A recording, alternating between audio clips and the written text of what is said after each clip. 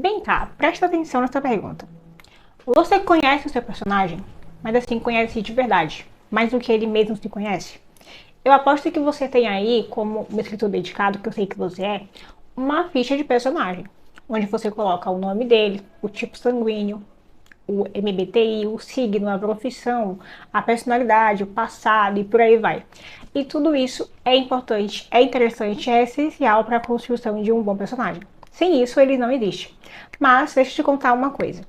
Um personagem que é marcante, que é de fato inesquecível para o leitor, não é feito apenas daquilo que ele sabe sobre si mesmo, mas também, e o pulo do gato, o segredo está justamente naquilo que ele não sabe sobre si mesmo. E é sobre isso que falaremos no vídeo de hoje. Mas, antes que você se pergunte quem é essa doida que chegou aqui falando e que você tem que saber de alguma coisa que o personagem não sabe sobre si mesmo, deixa eu me apresentar. Eu me chamo Vitória, eu sou escritora, mentora de escrita e também 95% psicóloga. Nesse momento eu estou indo para o 10º semestre de psicologia. Então a minha escrita, em especial a parte de construção de personagem, é bastante fundamentada na psicologia.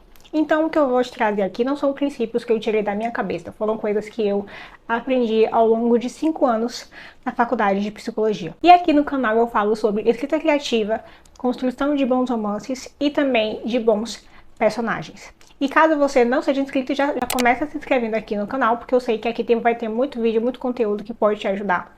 E também aproveita e me segue lá no Instagram, meu arroba é Vitória Tavares, eu. Como eu falava, muitos autores podem cair numa armadilha, que é a seguinte: acreditar que criar bons personagens consiste apenas em listar características, como personalidade, passado, profissão, tipo sanguíneo, signo e por aí vai.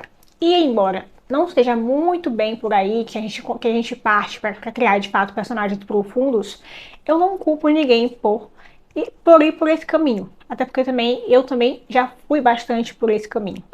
Até que eu percebi uma coisa. Pensa comigo. Quando a gente vai falar sobre nós mesmos, a gente também vai por esse caminho. A gente vai falar sobre nossa personalidade, que eu sou muito simpática, muito calma, muito estressada e por aí vai. A gente fala sobre nossa profissão, falamos sobre nossos gostos, sobre nosso estilo, sobre nosso passado, nossa infância, sobre tudo aquilo que de fato sabemos sobre nós mesmos. Mas todo ser humano, é fato, conhece a sensação, e eu sei que você conhece essa sensação, de que existem coisas dentro de nós que nós desconhecemos. Aquela coisa de eu não sei porque eu sou assim. Eu não sei porque eu insisto nisso aqui. Não sei porque eu já tentei mudar de várias formas, mas nunca consegui. Todo ser humano conhece essa sensação desconcertante de não se conhecer por completo. Mas é justamente por não saber como traduzir ou ir a fundo de todo esse questionamento que a gente acaba também desconsiderando essa dimensão da existência quando se trata de construir nossos personagens. E no fim das contas, acabamos criando personagens que não geram no leitor aquela sensação, aquela impressão de eu conheço alguém assim, ou pior, eu sou assim, sabe? A gente acaba gerando uma identificação que acaba por ser muito superficial, mas aquela identificação profunda, sabe, que é visceral, parte de um lugar também muito mais profundo. Para você compreender melhor, na minha metodologia, que é aquela que eu ensino para meus alunos durante as aulas, consultoria, cursos e enfim, eu divido o personagem em 4 dimensões, que eu chamo de dimensões existenciais. E essas dimensões são a dimensão contextual, dimensão essencial, dimensão mental e dimensão comportamental. E essas dimensões, elas interagem entre si. Uma modifica a outra e também existe uma hierarquia lógica entre elas, que é essa ordem que eu falei. Primeiro temos a dimensão contextual, que gera a dimensão essencial. A dimensão essencial gera a dimensão mental. A dimensão mental gera a dimensão comportamental. E no fim das contas, o personagem é aquilo que nós vemos em mente e comportamento, que é aquilo que o leitor tem acesso ao ler o livro, seja narrado na primeira pessoa ou na terceira pessoa. O leitor ele vai ter acesso ao que o personagem é em nível de comportamento e nível de mente, em nível de pensamento, de ideias, de crenças, de valores e por aí vai. Mas hoje vamos focar na dimensão essencial, que é o rolê mais profundo que tem por aqui. Que assim, não vai dar pra eu, mesmo se eu quisesse, eu não teria como trazer ela assim em detalhes, porque cada dimensão é composta por vários aspectos que são trabalhados de forma individual e depois juntados e criados e resultados em um personagem só. Mas é um rolê profundo que parte ali da teoria psicanalítica, ali sim do Freud. Mas eu não vou entrar, sabe, na parte complexa do rolê. Eu vou explicar só o que é de fato importante para fazer uma diferença. Eu vou explicar a lógica dela, tá? O básico, porque eu sei que só isso aqui vai fazer diferença para você na hora de construir o teu personagem. Pode mudar aí uma chavinha na sua cabeça. Então, a dimensão essencial do personagem nada mais é o lugar onde as ideias, onde os conflitos, onde quem o personagem é como um todo, ganha origem, força e sentido. Ganha origem porque ela é o princípio de tudo, é ela que origina todo o resto, se bem que ela é resultado da dimensão contextual, que é o contexto do personagem, como spoiler aqui rápido. Mas ela ganha origem porque ela é o princípio de tudo, é onde tudo faz sentido. Ganha força porque é aqui que tudo é impulsionado, é aqui em que as coisas ganham motivação. É aqui em que tudo sobre o personagem ganha de fato uma razão para existir. Ganha sentido porque esse é o lugar em que as aparentes contradições do personagem vão ganhar sentido, vão ter lógica, vão fazer todo o sentido. Sabe aquela pessoa que parece que não bate bem na cabeça, ou que você não entende por que ela age assim, parece que ela é bipolar? Pois é, no inconsciente dela, tudo isso faz sentido. Esse inconsciente que ela não conhece. Então, basicamente, a dimensão essencial do personagem se refere ao inconsciente dele.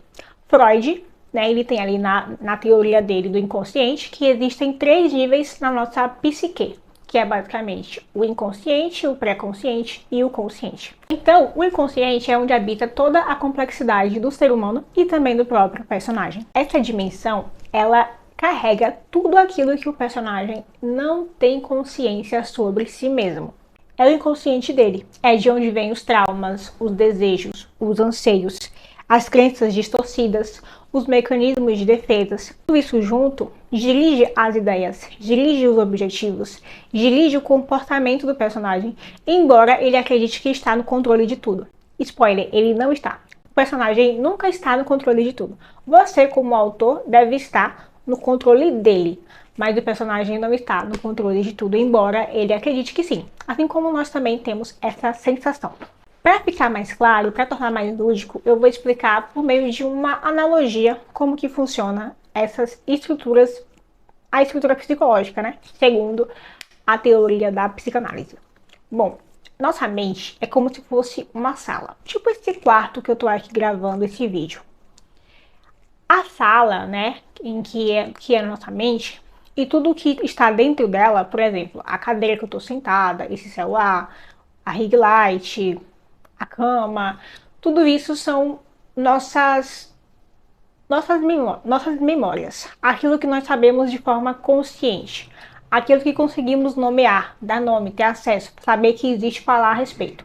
É nosso consciente. Essa sala também, além das paredes, ela também tem janelas e também tem uma porta que está fechada. Essas portas e janelas nada mais são do que os mecanismos de defesa.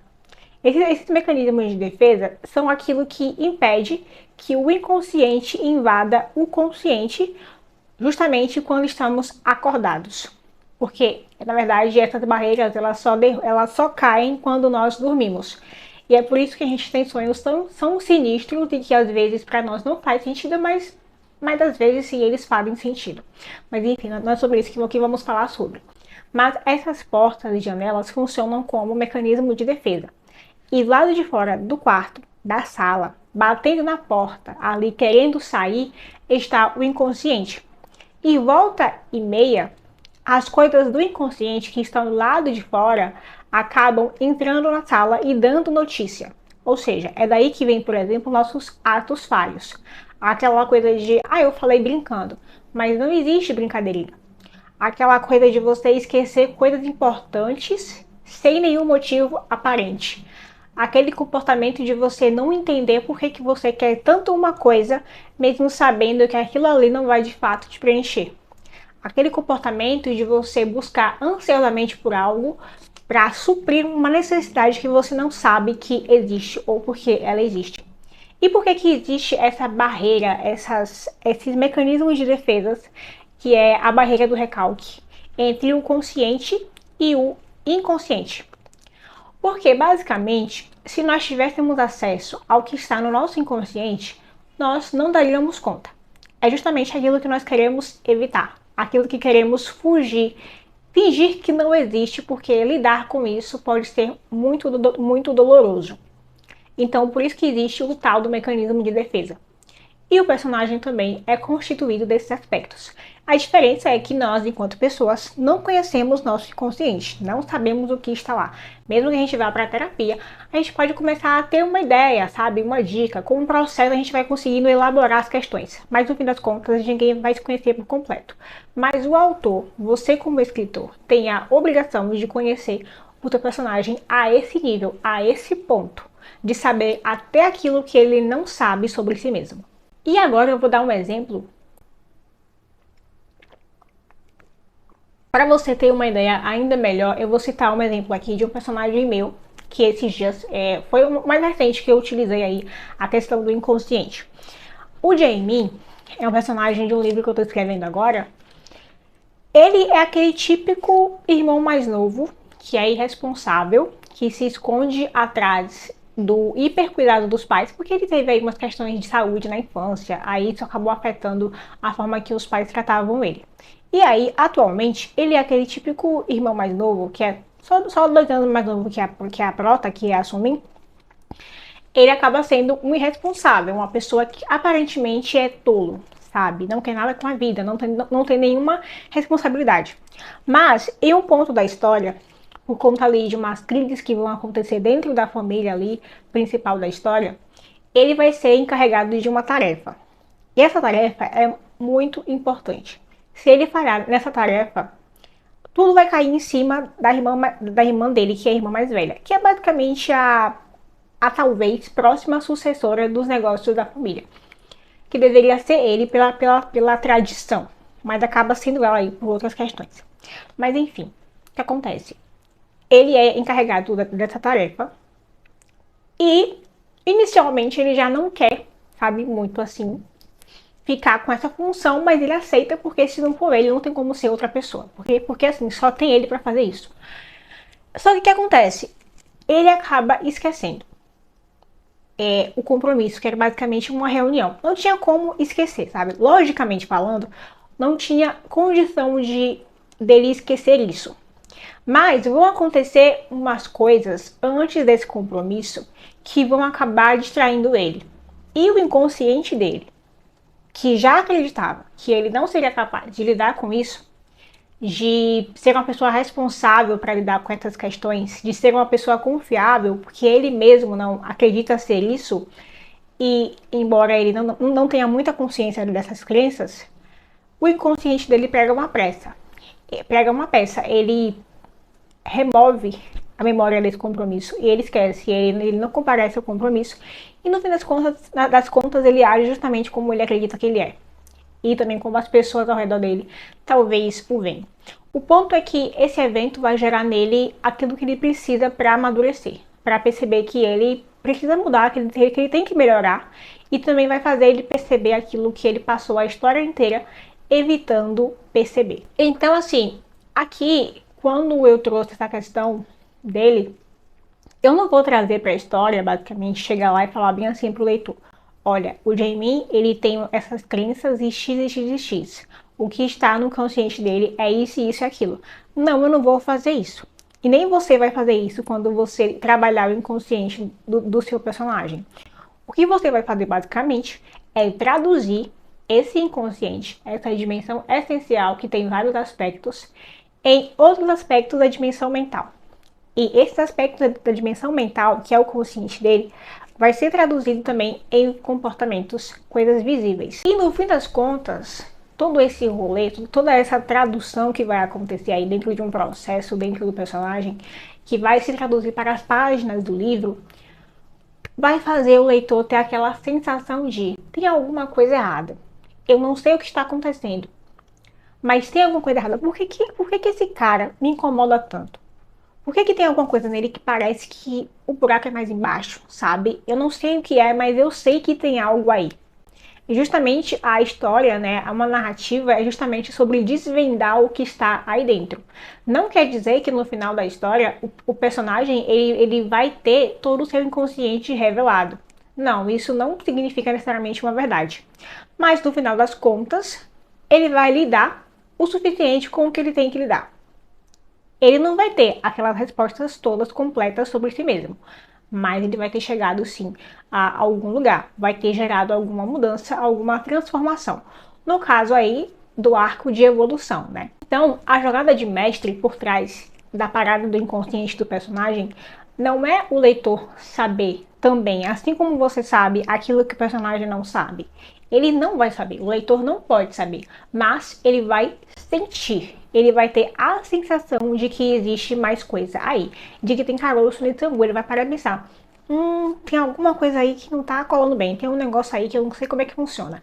E ele vai justamente continuar a ler a sua história para descobrir o que é que está por trás de toda essa irresponsabilidade, por exemplo. O que é que está por trás de todo esse comportamento confuso, ambíguo, às vezes bipolar do teu personagem. Então, meu amigo, minha amiga, antes de você sair por aí criando compulsivamente a ficha do teu personagem em relação à aparência dele, ao estilo que ele tem, a forma que ele fala, a maneira que ele age, primeiro pare e pense em algumas perguntas. Eu até anotei elas aqui, que são as seguintes.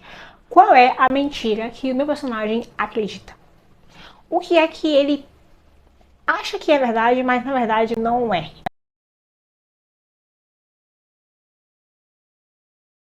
Segunda pergunta. O que ele está evitando enfrentar? Todos nós temos algo que a gente não quer enfrentar. E a história de um livro, de uma narrativa, o arco de um personagem é justamente sobre ele enfrentar isso que ele não quer enfrentar. Então, quando ele sai do mundo normal dele, do mundo ordinário dele e vai para o mundo extraordinário, que é onde a história de fato começa a acontecer, isso só acontece porque o conflito é aquilo que provoca isso que ele tanto quer fugir. Se o personagem foge de uma galinha, o conflito vai ser aquilo que vai obrigar ele a parar onde ele está e lidar com essa galinha. E a história toda é sobre ele se preparar para chegar no momento em que ele vai ter coragem de lidar com essa galinha. Ou não também, né? Depende muito do que você quer. Se ele vai de fato na base da coragem ou na base da obrigação, na base do heroísmo, ou sei lá, depende muito. E terceira pergunta, mas eu quero que você reflita muito sobre isso. Porque eu sei que se você pensar direitinho, você vai ter resposta para essa pergunta. Você talvez não saiba, porque muita coisa sobre escrita é de fato intangível. Você só sabe que sabe até você perceber que sabe. Então, a terceira pergunta é a seguinte: o que ele não sabe sobre si, mas que diz tudo sobre quem ele é? Repetindo, o que o personagem não sabe sobre si mesmo, mas que diz tudo sobre quem ele é. No momento, eu estou desenvolvendo um curso voltado exclusivamente para a construção de personagens, que é o ateliê de personagens magnéticos. Lá dentro, eu explico, assim, o ABC de um personagem. Eu não entrego apenas um método, de fato, eu entrego uma metodologia. Eu dou os fundamentos de tudo aquilo que você tem que saber para criar um personagem bem construído. Eu vou muito além daquilo que você encontra numa ficha de personagem. Eu realmente te explico o beabá da coisa. Vou explicar a dimensão essencial, a comportamental, a mental, a contextual, tudo, como que tudo isso se mistura e também outros BOs aí. Como eu disse, no momento eu ainda estou desenvolvendo. Então, se você tem interesse em saber mais sobre esse curso, se inscreve na lista de espera que está aqui na descrição do vídeo. Que aí, quando ele for finalmente sair, que eu ainda não tenho uma previsão, mas ele vai sair, você vai ser o primeiro a saber. E também pode ser até que role um desconto para quem estiver na lista de espera. Mas enquanto esse dia glorioso não chega, não esquece de comentar, nem de curtir e de compartilhar também esse vídeo com aquele seu amigo escritor que você sabe que vai tirar bastante proveito desse conteúdo. No mais é isso e até o próximo vídeo. Tchau, tchau!